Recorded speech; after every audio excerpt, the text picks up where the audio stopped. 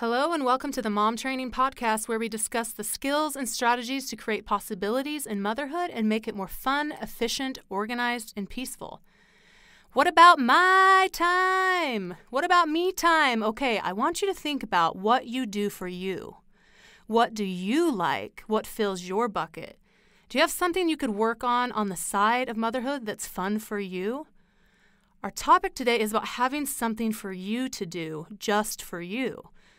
Whether that be a hobby like reading, writing, a side job, sports, yoga, whatever it may be, what is it that you do to step away for a minute from family life and refresh yourself?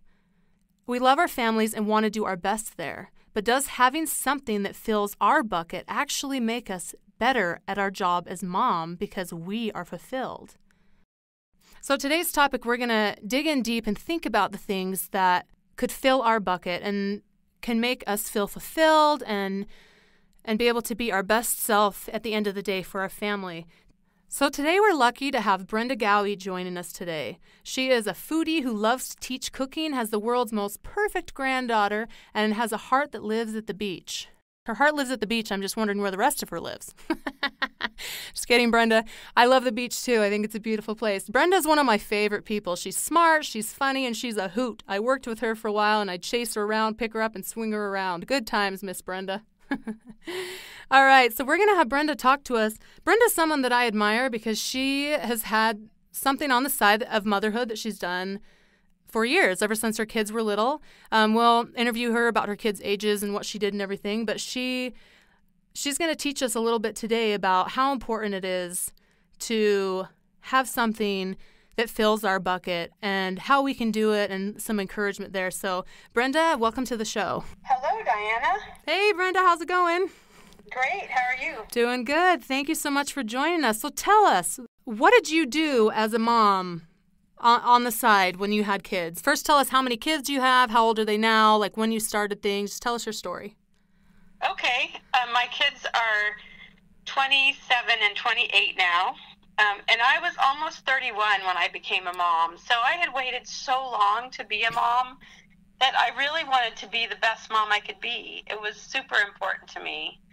And so I was a travel agent for 9 years, and I loved to travel. I loved to write. I loved just meeting different people from all over and learning about different cultures.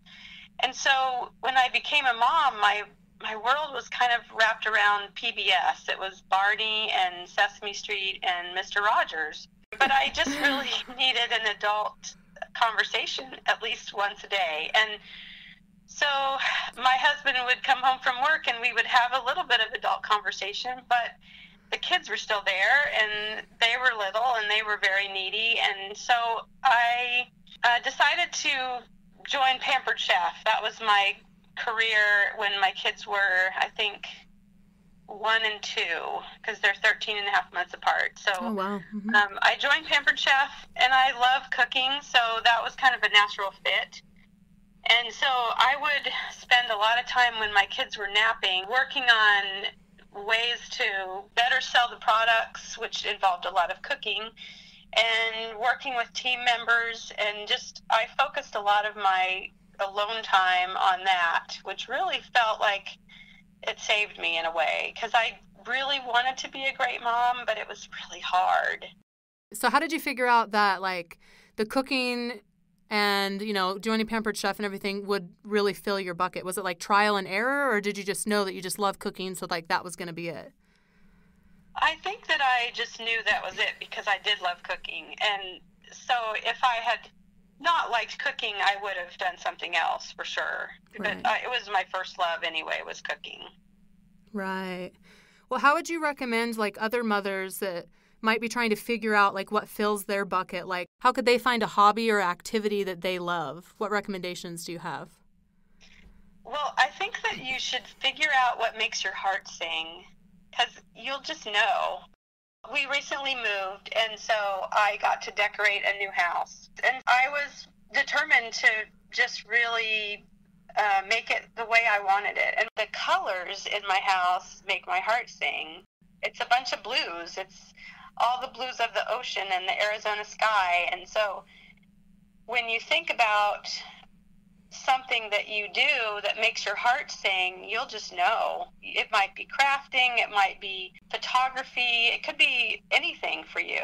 But I would just say notice what makes you feel that way, and then you'll know, and you'll figure out what path to take to get there. Right, and it doesn't even have to be something that takes up a ton of time. I know for me, like, No. I like to write every day. That's something that I need, and if I get a half hour in of writing, then, I'm fulfilled for the day. An hour would be best. But sometimes I don't have that as a mom, but, just figuring out, like, there are things you can do that don't take up a ton of your time and you can still feel fulfilled. Yes, so it could just be an exercise class or taking a walk or running. So it doesn't have to cost money, it doesn't have to take a lot of time, but it's just a way to refresh yourself so that you can be your best mom self. Right. Why do you think this is so needed? Why do you think it's important for moms, or for yourself, why was it so important and what difference did it make? Because those little kids that you love so much are just always pulling at you. You can't go to the bathroom alone, and they're just always needing you, which is what their job is. Right. But in order to be your best self, I think that you have to have some time to yourself. Right. No, I totally agree with you. Yeah, and I definitely found that now that I have two. It's wonderful to be able to step away for a little bit just to actually my husband and I actually worked out that every Thursday night is my mom date, and so I actually get to go out and do whatever I want. I can go for a drive, I can go look through Target and not even buy anything, or go take myself out to dinner, or whatever. It's just it's so wonderful. Sometimes when you do something repetitively, every night, and, bedtime maybe takes a long time because they get hungry or they need, different things and stuff. Like, it is nice every once in a while to just have a night off where you're like, oh, I get to just, not do the same thing again tonight, So, that's wonderful. I totally agree. So, he puts, every Thursday night, my husband puts both kids to bed. He helps, other times with bedtime, but, I'm completely off the hook on Thursdays. That's awesome. Which is so great. So you had mentioned when we had talked earlier about an analogy about this topic. So could you tell me a little bit about your analogy? Oh, yes. Since I was a travel agent, I got to fly a lot, which was a great perk. I never made enough money to live on, but I always got to travel. But when you fly, the flight attendant always asks you to put your own oxygen mask on first before helping the people around you, and even your children. So before I was a mom, I thought, well, that's so mean. How can I not save a child first? But when you think about it, it's completely the way you should do it, because if you don't put your own oxygen mask on first, you can't breathe well to help the people around you. And so to me, motherhood and taking time for yourself is all about that. It's all about making sure that you are in great shape so that you can take care of others. Totally. Yeah, I love that.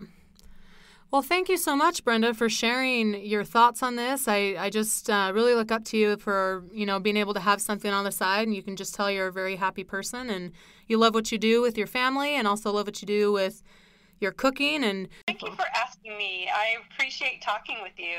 Yeah, it's been really fun. Thank you. Okay, Mama, so now it's your turn. I want you to think about what fills your bucket. What could you do this week? What could you plan in tomorrow? What could you do today to fill your bucket? It could be something little. It could be something big. You could book a trip. You could go to a yoga class. You could sit down and read a book.